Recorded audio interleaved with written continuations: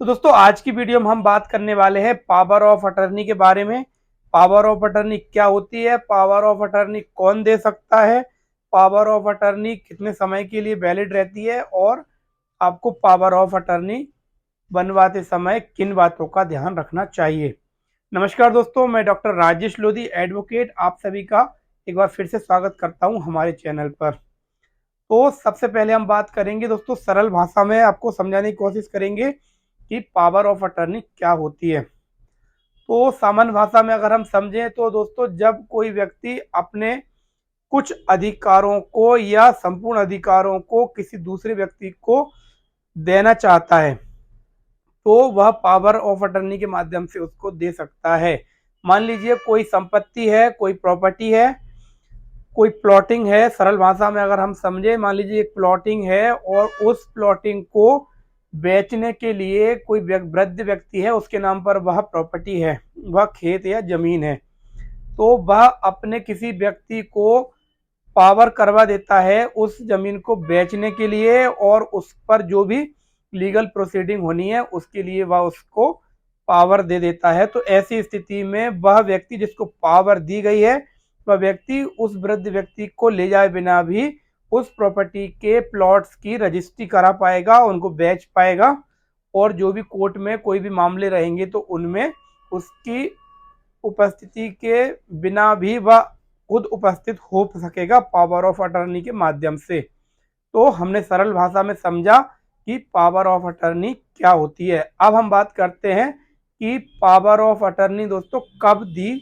जाती है। तो दोस्तों पहला कारण हो सकता है कि कोई व्यक्ति अस्वस्थ है, बीमार है, और वह जो है अपने नाम की प्रॉपर्टी का जो है कहीं जा नहीं पा रहा है, और जो है कोई भी कानूनी प्रक्रिया में भाग नहीं ले पा रहा है, और उसको मान लीजिए रजिस्ट्री कराने जाना है या कुछ भी कोई भी केस चल रहा है उस प्रॉपर्टी पर, तो ऐसी स्थिति में वह नहीं जा पा रहा है तो वह व्यक्ति पावर ऑफ अटर्नी ले सकता है। या फिर वह व्यक्ति जो काफ़ी ज़्यादा बिजी रहता है और उसके पास समय नहीं है, तो वह अपनी प्रॉपर्टी की पावर दूसरे व्यक्ति को दे सकता है, और वह व्यक्ति उस पावर ऑफ अटर्नी के माध्यम से उसका प्रतिनिधि बन करके उस काम को कर सकता है। तो दोस्तों तीसरा कारण हो सकता है कोई व्यक्ति वृद्ध है और काफी ज्यादा वृद्धावस्था होने के कारण वह किसी दूसरे स्थान पर आने जाने में उसको दिक्कत होती है, तो ऐसी स्थिति में वह व्यक्ति पावर ऑफ अटर्नी जो है दे सकता है। तो दोस्तों अब हम बात करते हैं पावर ऑफ अटर्नी कितने प्रकार की होती है। तो यहाँ पर हम कहेंगे पावर ऑफ अटर्नी दो प्रकार की होती है। पहली होती है जर्नल पावर ऑफ अटर्नी और दूसरी होती है स्पेसिफिक पावर ऑफ अटर्नी।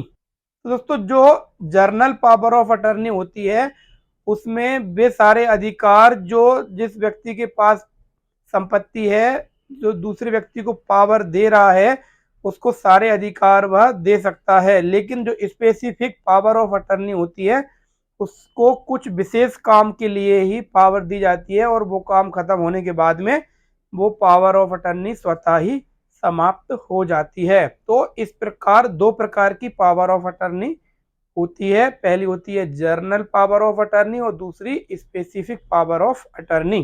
तो दोस्तों पावर ऑफ अटर्नी कौन करवा सकता है?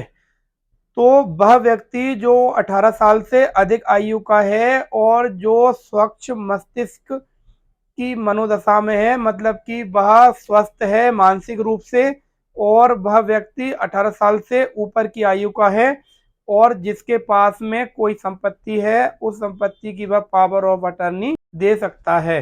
तो दोस्तों पावर ऑफ अटर्नी में जो अधिकार दाता है उसके हस्ताक्षर होना और उस पावर को कब तक दिया जा रहा है उसकी तारीख का जिक्र होना अति आवश्यक है। कुछ चीजें ऐसी होती हैं जबकि कोई अधिकार दाता कुछ स्पेसिफिक समय के लिए किसी व्यक्ति को पावर देता है, और उस काम को होने के बाद में, उस समय पूरा होने के बाद में वह पावर अपने आप कैंसिल हो जाता है। तो दोस्तों अब यहाँ पर हम बात करेंगे कि पावर ऑफ अटर्नी कब कैंसिल हो जाती है, कब समाप्त हो जाती है। तो पहली कंडीशन है कि अधिकारदाता जिसने किसी व्यक्ति को पावर दी थी उसकी मृत्यु हो जाती है, तो पावर ऑफ अटर्नी समाप्त हो जाती है। अब जैसे मान लीजिए पति और पत्नी में पति ने पत्नी को पावर दी थी किसी काम को करने के लिए, पावर ऑफ अटर्नी बनवाई थी, और जो है पति पत्नी का डाइवोर्स हो जाता है, तो ऐसी स्थिति में पति के द्वारा जो है पावर ऑफ अटर्नी कैंसिल करवाई जा सकती है। तीसरा होता है दोस्तों, कोई वैलिड समय, जो पावर ऑफ अटर्नी पर तारीख दी गई थी, समय दिया गया था, उसके पूरे होने पर पावर ऑफ अटर्नी जो है कैंसिल हो जाती है। तो दोस्तों अब हम बात करेंगे पावर ऑफ अटर्नी किसको देना चाहिए। तो हम आपको सलाह देंगे कि दोस्तों पावर ऑफ अटर्नी हमेशा अपने करीबी और विश्वास पात्र व्यक्ति को ही देनी चाहिए, क्योंकि ये काफी ज्यादा पावरफुल डॉक्यूमेंट होता है। तो दोस्तों इस डॉक्यूमेंट की मदद से कोई भी व्यक्ति, जिस व्यक्ति को आपने पावर ऑफ अटर्नी बनवाई है, वह उस प्रॉपर्टी को बेच सकता है, उस प्रॉपर्टी से संबंधित सारे काम कर सकता है। तो विश्वास पात्र व्यक्ति को ही पावर ऑफ अटर्नी देना सही है। तो इस वीडियो में हमने आपको पावर ऑफ अटर्नी से संबंधित डिटेल में जानकारी दी है। अगर आपको वीडियो अच्छी लगी हो तो वीडियो को लाइक जरूर करें और चैनल को सब्सक्राइब कर लीजिए।